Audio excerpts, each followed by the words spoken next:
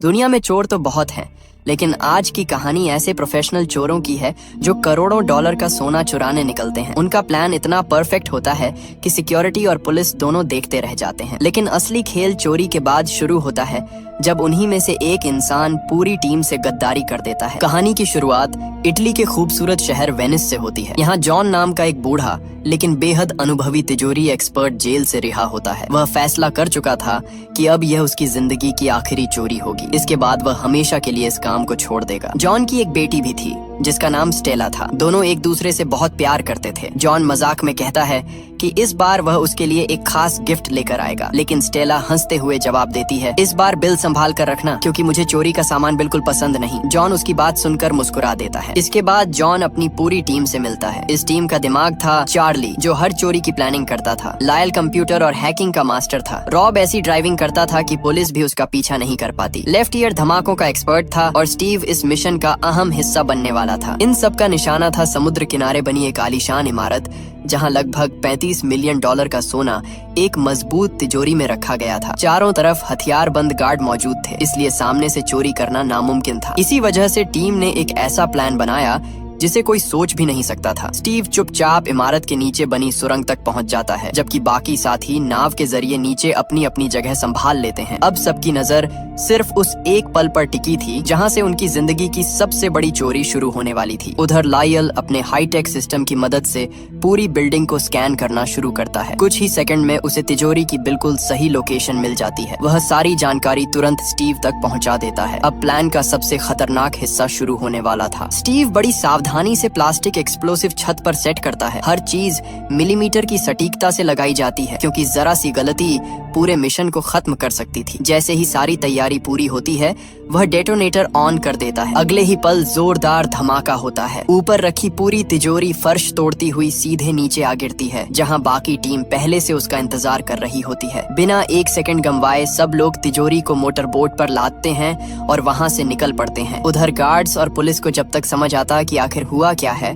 तब तक बहुत देर हो चुकी होती है। वे तुरंत मोटरबोट का पीछा शुरू कर देते हैं। उन्हें लगता है कि चोर पूरा सोना लेकर भाग रहे हैं, लेकिन यहाँ भी चार्ली ने सबको बेवकूफ बनाया होता है। पुलिस जिस तिजोरी का पीछा कर रही थी वह असली नहीं बल्कि सिर्फ एक चाल थी। असली तिजोरी तो धमाके के बाद सीधे पानी की गहराई में गिर चुकी थी, जहां जॉन पहले से उसका इंतजार कर रहा था। भारी पानी के दबाव के बीच जॉन तिजोरी का लॉक खोलने में जुट जाता है। तभी टीम को खबर मिलती है कि पुलिस उनकी तरफ तेजी से बढ़ रही है और उनके पास सिर्फ 7 मिनट बचे हैं। लेकिन जॉन बिल्कुल भी घबराता नहीं। उसे अपने हुनर पर पूरा भरोसा था और अब सबकी उम्मीदें सिर्फ उसी पर टिकी थीं। जॉन पूरी शांति के साथ लॉक की हर परत को समझता जाता है। बाहर उसके साथी बेचैन होकर समय गिन रहे थे, लेकिन जॉन के चेहरे पर जरा भी घबराहट नहीं थी। आखिर कुछ ही मिनटों बाद तिजोरी खुल जाती है। तिजोरी खुलते ही सबकी आंखें चमक उठती हैं। अंदर सोने की ईंटों का ढेर रखा था। बिना समय गंवाए पूरी टीम तेजी से गोल्ड अपने खास बैग्स में भरने लगती है। हर किसी को पता था कि अगर 1 मिनट भी देर हुई तो पुलिस उन तक पहुंच जाएगी।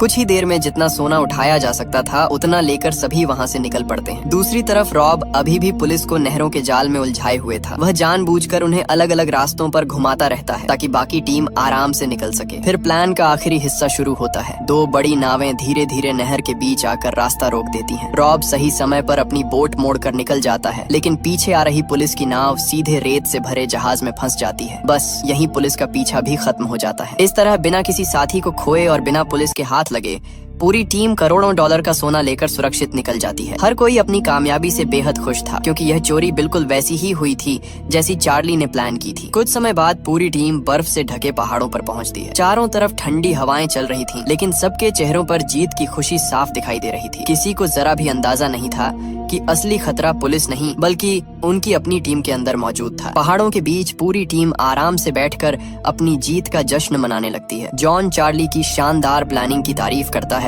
और कहता है कि उसने यह मिशन बिल्कुल परफेक्ट तरीके से पूरा किया। माहौल काफी हल्का हो जाता है और हर कोई अपने हिस्से के पैसों को लेकर बातें करने लगता है। लेकिन एक इंसान ऐसा भी था जो बाकी सबसे अलग खामोश बैठा था। उसका नाम था स्टीव। बाहर से वह खुश दिख रहा था, लेकिन उसके दिमाग में कुछ और ही चल रहा था। उसकी नजर बार बार सोने से भरे बैग्स पर जा रही थी। थोड़ी देर बाद सभी लोग बस में बैठकर वहां से निकलते हैं। जैसे ही उनकी गाड़ी एक बड़े पुल के पास पहुंचती है, अचानक सामने और पीछे से 2 गाड़ियां आकर रास्ता रोक देती हैं। सब लोग कुछ समझ पाते उससे पहले कई हथियारबंद आदमी बस को चारों तरफ से घेर लेते हैं। तभी सबसे बड़ा झटका मिलता है। वे लोग किसी और के नहीं बल्कि स्टीव के आदमी होते हैं। स्टीव खुद बंदूक लेकर सामने आता है और अपने साथियों पर ही निशाना तान देता है। उसी पल सब समझ जाते हैं कि उनके अपने साथी ने ही उन्हें धोखा दिया है। जॉन गुस्से में स्टीव को समझाने की कोशिश करता है। वह कहता है कि अगर तुमने यह गलती की तो एक दिन हम तुम्हें जरूर ढूंढ निकालेंगे। लेकिन लालच में अंधा हो चुका स्टीव किसी की सुनने के लिए तैयार नहीं था। अगले ही पल वह बिना हिचकिचाए जॉन पर गोली चला देता है। गोली लगते ही सबके होश उड़ जाते हैं। इससे पहले कि बाकी लोग कुछ कर पाते,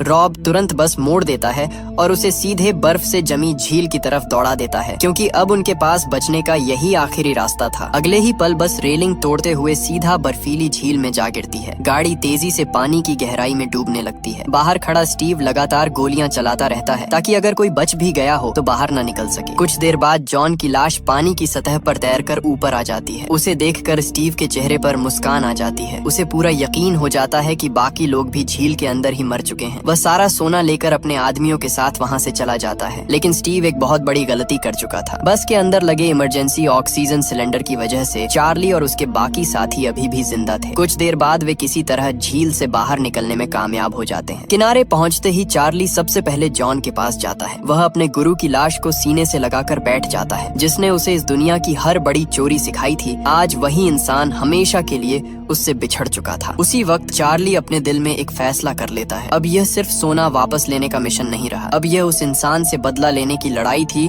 जिसने लालच के लिए अपने ही साथियों को धोखा दिया और जॉन की जान ले ली। देखते ही देखते पूरा 1 साल गुजर जाता है। चार्ली और उसकी टीम लगातार स्टीव का पता लगाने में लगे रहते हैं। आखिरकार उन्हें खबर मिलती है कि स्टीव अब लॉस एंजलिस में रह रहा है, लेकिन उसने चोरी का पूरा सोना एक नई और बेहद एडवांस तिजोरी में छिपा रखा है, जिसे खोलना हर किसी के बस की बात नहीं थी। चार्ली समझ जाता है कि अगर उन्हें सोना वापस चाहिए तो सबसे पहले उस तिजोरी को खोलना होगा। तभी उसे जॉन की बेटी स्टेला याद आती है। उसने अपने पिता से तिजोरियां खोलने का हुनर सीखा था और अब शायद वही उनकी आखिरी उम्मीद थी। चार्ली स्टेला से मिलने पहुंचता है। वह उसे पूरे 1 साल पहले हुई गद्दारी के बारे में बताता है, कैसे स्टीव ने लालच में आकर पूरी टीम को धोखा दिया और जॉन की जान ले ली। चार्ली साफ कहता है कि उसे सोने से ज्यादा अपने गुरु का बदला चाहिए, लेकिन स्टेला उसकी बात सुनकर तुरंत मना कर देती है। वह कहती है, मेरे पिता तुम्हारे साथ गए थे और वापस कभी लौट कर नहीं आए। मैं अब इस दुनिया का हिस्सा नहीं बनना चाहती। चार्ली उसे समझाने की कोशिश नहीं करता। वह सिर्फ इतना कहकर वहाँ से चला जाता है कि मैं जॉन को अपना पिता मानता था और स्टीव ने मुझसे भी सब कुछ छीन लिया। उस रात स्टेला काफी देर तक अपने पिता को याद करती रहती है। आखिरकार वह फैसला कर लेती है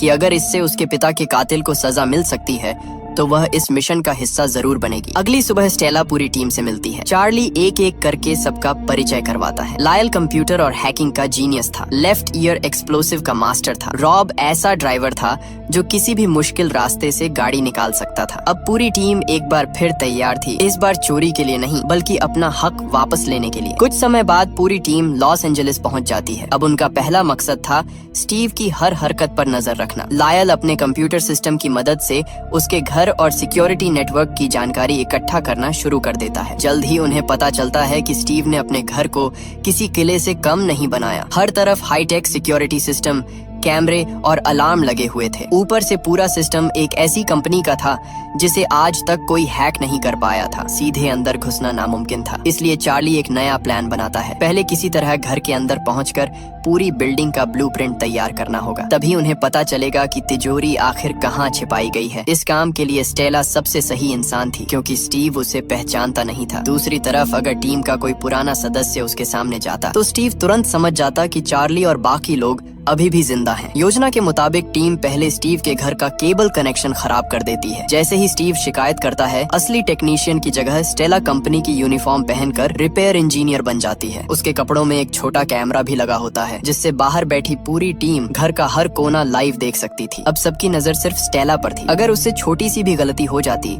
तो पूरा मिशन शुरू होने से पहले ही खत्म हो जाता। स्टेला पूरे आत्मविश्वास के साथ स्टीव के घर पहुंचती है। गार्ड उसका आईडी कार्ड चेक करते हैं और उसे अंदर जाने की इजाजत दे देते हैं। लेकिन जैसे ही वह आगे बढ़ती है, 2 बड़े गार्ड डॉग्स उसकी तरफ दौड़ पड़ते हैं। कुछ पल के लिए उसे भी लगता है कि अब उसका भेद खुल जाएगा। तभी स्टीव वहाँ आ जाता है और कुत्तों को पीछे हटने का इशारा करता है। स्टेला राहत की सांस लेती है और अंदर चली जाती है। उधर बाहर बैठी पूरी टीम कैमरे की मदद से हर चीज ध्यान से देख रही थी। स्टीव उसे घर के अंदर लेकर जाता है। बातों बातों में वह अपनी दौलत और आलीशान जिंदगी का दिखावा करने लगता है, लेकिन स्टेला का पूरा ध्यान सिर्फ एक चीज पर था, उस तिजोरी पर जिसमें करोड़ों डॉलर का सोना छिपा हुआ था। कुछ देर बाद दोनों ऑफिस के पास पहुंचते हैं। मौका मिलते ही स्टेला चुपके से बगल वाले कमरे का दरवाजा खोल देती है। अंदर देखते ही उसकी नजर सीधा उसी बड़ी तिजोरी पर पड़ती है। वह बिना समय गंवाए अपने कैमरे से कमरे की हर जरूरी चीज रिकॉर्ड कर लेती है, लेकिन तभी स्टीव अचानक पीछे से आ जाता है। तभी स्टीव मुस्कुराते हुए उसे डिनर पर चलने का ऑफर देता है। अंदर से स्टेला का खून खौल रहा था, क्योंकि सामने वही इंसान खड़ा था जिसने उसके पिता की जान ली थी। लेकिन मिशन को बचाने के लिए वह खुद पर काबू रखती है और आखिरकार डिनर के लिए हाँ कह देती है। उधर टीम के बेस पर लायल रिकॉर्ड की गई फुटेज को ध्यान से देखता है और कुछ ही देर में स्टीव की पूरी विला का डिजिटल ब्लूप्रिंट तैयार कर देता है। अब उन्हें घर का लगभग हर रास्ता पता चल चुका था, लेकिन तभी एक नई समस्या सामने आती है। तिजोरी और मेन गेट के बीच की दूरी काफी ज्यादा थी। इतना भारी सोना हाथों से उठाकर बाहर लाना लगभग नामुमकिन था। कुछ देर तक सब इसी बात पर सोचते रहते हैं। तभी लायल विला का माप देखकर बताता है कि अंदर का रास्ता इतना चौड़ा है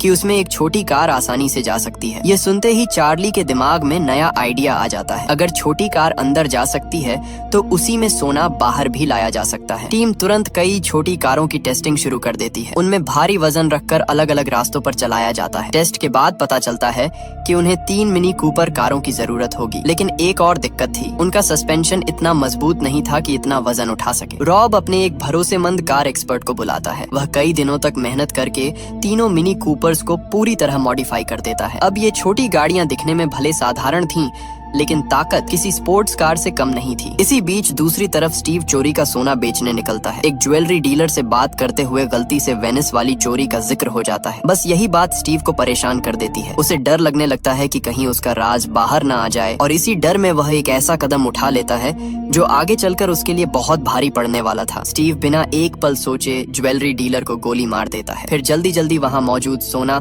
और पैसे समेटने लगता है। उसका इरादा साफ था, जितनी जल्दी हो सके शहर छोड़ देना। लेकिन जैसे ही वह वहाँ से निकलता है, थोड़ी देर बाद एक दूसरा आदमी दुकान में पहुँचता है। अंदर का नजारा देखकर उसके होश उड़ जाते हैं। मरा हुआ इंसान उसका करीबी रिश्तेदार था, जो एक खतरनाक यूक्रेनियन माफिया से जुड़ा हुआ था। अपने आदमी की लाश देखकर वह तुरंत कसम खा लेता है कि कातिल को जिंदा नहीं छोड़ेगा। अब स्टीव के पीछे सिर्फ चार्ली की टीम ही नहीं, बल्कि एक खतरनाक माफिया भी पड़ चुका था। उधर चार्ली और उसकी टीम अपनी तैयारियों में लगी रहती है। तीनों मॉडिफाइड मिनी कूपर्स पूरी तरह तैयार हो चुकी थी। दूसरी तरफ लायल पूरे शहर के ट्रैफिक कंट्रोल सिस्टम में घुसकर ट्रैफिक लाइट्स और कैमरों पर अपना कंट्रोल बना लेता है। इसी दौरान स्टीव स्टेला के साथ डिनर पर जाता है। बातचीत के दौरान स्टेला से अनजाने में वही बात निकल जाती है जो उसके पिता जॉन अक्सर कहा करते थे। ये सुनते ही स्टीव कुछ पल के लिए चुप हो जाता है। उसे महसूस होता है कि यह लाइन उसने पहले भी कहीं सुनी है। स्टेला तुरंत बात संभालने की कोशिश करती है, लेकिन तब तक देर हो चुकी होती है। तभी चार्ली और उसकी पूरी टीम रेस्टोरेंट में आ जाती है। स्टीव उन्हें जिंदा देखकर बुरी तरह चौंक जाता है। अब उसे समझ आ जाता है कि 1 साल पहले झील में डूबे लोग मरे नहीं थे, बल्कि आज उसका हिसाब बराबर करने लौटे हैं। लेकिन अगले ही पल वह फिर अपने पुराने घमंडी अंदाज में आ जाता है। वह कहता है कि चाहे वे जितनी भी कोशिश कर लें, उसके पास रखा सोना कभी वापस नहीं ले पाएंगे, क्योंकि उसकी नई तिजोरी को खोलना लगभग नामुमकिन है। स्टीव उन्हें यह भी बता देता है कि उसने अपने घर की पूरी सिक्योरिटी बदल दी है। अब अगर वे दोबारा उसके घर घुसने की सोच रहे हैं तो वह सिर्फ अपना समय बर्बाद करेंगे। साथ ही वह स्टेला के पिता का नाम लेकर उनका मजाक उड़ाने लगता है। यह बात सुनकर स्टेला खुद पर काबू नहीं रख पाती और उस पर झपटने की कोशिश करती है, लेकिन रॉब और चार्ली उसे रोक लेते हैं। चार्ली जानता था कि अभी गुस्से से नहीं बल्कि दिमाग से जीतना होगा। कुछ देर बाद पूरी टीम अपने ठिकाने पर लौट आती है। माहौल थोड़ा निराश था, क्योंकि अब स्टीव पूरी तरह सतर्क हो चुका था। तभी लायल अपने कंप्यूटर पर एक नई जानकारी निकालता है। उसे पता चलता है कि स्टीव बहुत जल्द पूरा सोना शहर से बाहर भेजने वाला है। यह खबर सुनते ही चार्ली के चेहरे पर मुस्कान आ जाती है। वह कहता है कि अब उन्हें स्टीव के घर में घुसने की जरूरत ही नहीं पड़ेगी। अगर स्टीव खुद सोना बाहर लेकर आएगा तो वे रास्ते में ही पूरा खेल खत्म कर देंगे। अब असली मिशन शुरू होने वाला था। अगले ही दिन पूरी टीम नए प्लान पर काम शुरू कर देती है। लायल पता लगाता है कि स्टीव सोना एयरपोर्ट पहुंचाने वाला है। उसके लिए सिक्योर ट्रक और हेलीकॉप्टर दोनों का इस्तेमाल किया जाएगा ताकि रास्ते में कोई उसे रोक न सके। चार्ली तुरंत पूरी रणनीति समझाता है। इस बार हमला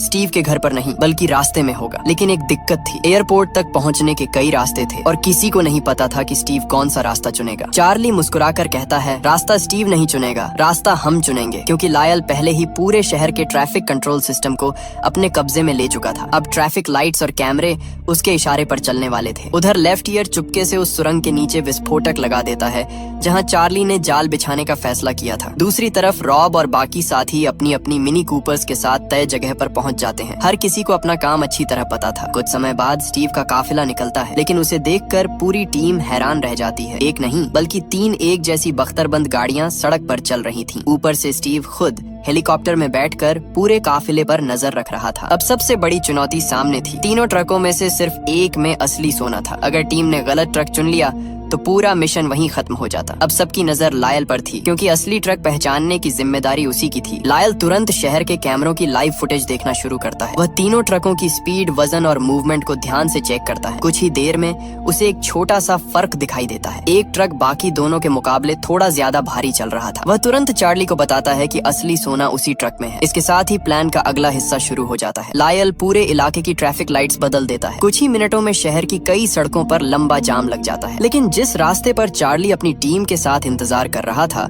वहां की सभी लाइट्स लगातार हरी रहती हैं। मजबूर होकर स्टीव का काफिला उसी सड़क पर मुड़ जाता है। उसे अभी भी अंदाजा नहीं था कि वह धीरे धीरे चार्ली के बिछाए जाल में फंसता जा रहा है। उसी दौरान लायल को पता चलता है कि मेट्रो ट्रेन कुछ ही सेकंड में स्टेशन छोड़ने वाली है। वह तुरंत चार्ली को खबर देता है। चार्ली बिना देर किए पूरी टीम को आगे बढ़ने का आदेश देता है। अगले ही पल तीनों मिनी कूपर्स पूरी रफ्तार से मेट्रो स्टेशन की तरफ दौड़ पड़ती हैं। रास्ते में कई रुकावटें आती हैं, लेकिन रॉब की शानदार ड्राइविंग की वजह से कोई भी पीछे नहीं छूटता। कुछ ही पलों में तीनों गाड़ियां स्टेशन के अंदर पहुंच जाती हैं। दूसरी तरफ मेट्रो ट्रेन भी तेजी से उनकी ओर बढ़ रही होती है। आखिरी सेकंड में तीनों मिनी कूपर्स ट्रेन के सामने से निकलकर सुरंग के अंदर पहुंच जाती हैं। उसी समय लायल अपने सिस्टम से ट्रेन को रोक देता है। अब पूरी सुरंग बाहर की दुनिया से छिप चुकी थी और असली चोरी शुरू होने वाली थी। सुरंग के अंदर पहुंचते ही पूरी टीम अपनी अपनी जगह संभाल लेती है। कुछ ही पलों बाद सोने से भरा बख्तरबंद ट्रक भी वहां पहुंच जाता है। जैसे ही वह तय जगह पर रुकता है, लेफ्ट ईयर विस्फोट कर देता है। धमाके के साथ सड़क का हिस्सा टूट जाता है और पूरा ट्रक सीधे नीचे बने गड्ढे में जा गिरता है। ऊपर से देखने पर ऐसा लगता था जैसे वहां कुछ हुआ ही नहीं हो। दूसरी तरफ हेलीकॉप्टर में बैठा स्टीव अचानक ट्रक को गायब देखकर घबरा जाता है। वह तुरंत अपने आदमियों को तलाश शुरू करने का आदेश देता है। इधर चार्ली और उसकी टीम बिना समय गंवाए ट्रक तक पहुंच जाती है। रॉब आंसू गैस छोड़ देता है, जिससे अंदर बैठे सिक्योरिटी गार्ड कुछ ही सेकंड में बेहोश हो जाते हैं। इसके बाद चार्ली ट्रक का दरवाजा खोल देता है, लेकिन जैसे ही स्टेला तिजोरी को देखती है, वह कुछ पल के लिए चुप रह जाती है। ये वही तिजोरी नहीं थी जो उसने स्टीव के घर में देखी थी। स्टीव आखिरी समय पर पूरा लॉकिंग सिस्टम बदल चुका था। स्टेला तुरंत समझ जाती है कि इस तिजोरी में एक खास सुरक्षा सिस्टम लगा है। अगर उन्होंने जल्दबाजी में ड्रिल चलाई और अंदर लगा ग्लास टूट गया तो तिजोरी हमेशा के लिए लॉक हो जाएगी। फिर करोड़ों डॉलर का सोना कभी बाहर नहीं निकल पाएगा। अब पूरे मिशन की जिम्मेदारी सिर्फ स्टेला के कंधों पर थी। बाहर समय तेजी से निकल रहा था, जबकि अंदर हर किसी की सांसें थमी हुई थीं। अगर स्टेला से छोटी सी भी गलती होती तो 1 साल की सारी मेहनत उसी जगह खत्म हो जाती। स्टेला गहरी सांस लेती है और खुद को पूरी तरह शांत कर लेती है। उसे अपने पिता जॉन की सिखाई हुई हर बात याद आने लगती है। वह समझ चुकी थी कि यहाँ ताकत नहीं बल्कि धैर्य और सही टाइमिंग काम आने वाली है। वह धीरे धीरे लॉक की आवाज सुनते हुए उसके हर मैकेनिज्म को समझना शुरू करती है। बाहर चार्ली और बाकी साथी लगातार समय पर नजर रखे हुए थे। हर गुजरता सेकंड उनके लिए खतरा बढ़ा रहा था। काफी कोशिशों के बाद आखिर एक हल्की सी क्लिक की आवाज आती है। अगले ही पल तिजोरी खुल जाती है। अंदर वही करोड़ों डॉलर का सोना रखा था जिसे 1 साल पहले स्टीव धोखे से लेकर भाग गया था। ये देखकर पूरी टीम के चेहरे पर मुस्कान लौट आती है। बिना देर किए सब लोग सोने की ईंटें तीनों मिनी कूपर्स में रखना शुरू कर देते हैं। कुछ ही मिनटों में पूरा गोल्ड कारों में शिफ्ट हो जाता है। अब उनका अगला लक्ष्य वहां से सुरक्षित निकलना था, लेकिन तभी स्टीव के आदमी सुरंग तक पहुंच जाते हैं। दोनों तरफ से गोलियां चलने लगती हैं। रॉब अपनी शानदार ड्राइविंग दिखाते हुए मिनी कूपर्स को तेज रफ्तार में सुरंग से बाहर निकाल देता है। पीछे से स्टीव का हेलीकॉप्टर भी उनका पीछा शुरू कर देता है। अब शहर की सड़कों पर जबरदस्त चेज शुरू हो जाती है। तीनों मिनी कूपर्स अलग अलग रास्तों से निकलती हैं, जबकि लायल लगातार ट्रैफिक लाइट्स बदलकर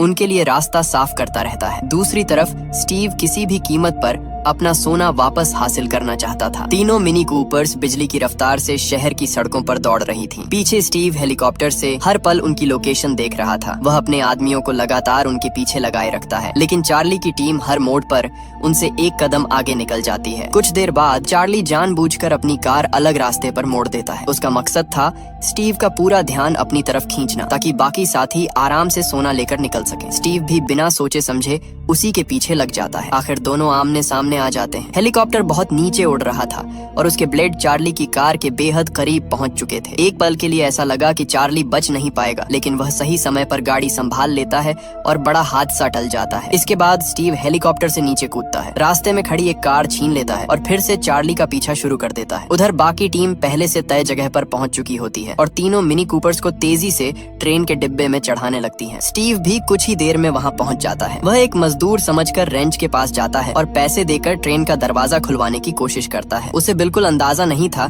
कि रेंच भी पहले से चार्ली की पूरी योजना का हिस्सा बन चुका है। जैसे ही ट्रेन का दरवाजा खुलता है, सामने चार्ली मुस्कुराता हुआ खड़ा दिखाई देता है। उसे देखकर स्टीव समझ जाता है कि इस बार पूरा खेल उसके हाथ से निकल चुका है। चार्ली शांत आवाज में कहता है कि 1 साल पहले तुमने हमें धोखा देकर सोना छीन लिया था, लेकिन आज वही सोना वापस अपने असली मालिकों के पास लौट आया है। यह सुनते ही स्टीव गुस्से में बंदूक निकालकर चार्ली पर तान देता है। वह आखिरी बार अपना सोना वापस मांगता है, लेकिन इससे पहले कि वह कुछ कर पाता, उसके पीछे 2 हथियारबंद आदमी आकर खड़े हो जाते हैं और सीधे उसकी गर्दन पर बंदूक तान देते हैं। स्टीव घबराकर पीछे मुड़ता है। तभी उसे पता चलता है कि ये लोग उसी यूक्रेनियन माफिया के आदमी हैं जिसके रिश्तेदार की हत्या उसने खुद की थी। अब उसे समझ आ जाता है कि चार्ली पहले ही माफिया से हाथ मिला चुका है। अपनी जान बचाने के लिए स्टीव उन्हें आपस में लड़ाने की कोशिश करता है, लेकिन चार्ली पहले ही सोने का एक हिस्सा माफिया बॉस को देने का सौदा कर चुका था, इसलिए अब कोई भी स्टीव की बात सुनने को तैयार नहीं था। इसी दौरान स्टेला आगे बढ़ती है। वह स्टीव की आंखों में देखकर उसे जोरदार मुक्का मारती है। आखिरकार उसने अपने पिता की मौत का बदला ले लिया था। दूसरी तरफ माफिया के लोग स्टीव को पकड़कर अपने साथ ले जाते हैं। अब उसका अंजाम क्या होगा, यह समझने के लिए किसी जवाब की जरूरत नहीं थी। उधर चार्ली, स्टेला और उनकी पूरी टीम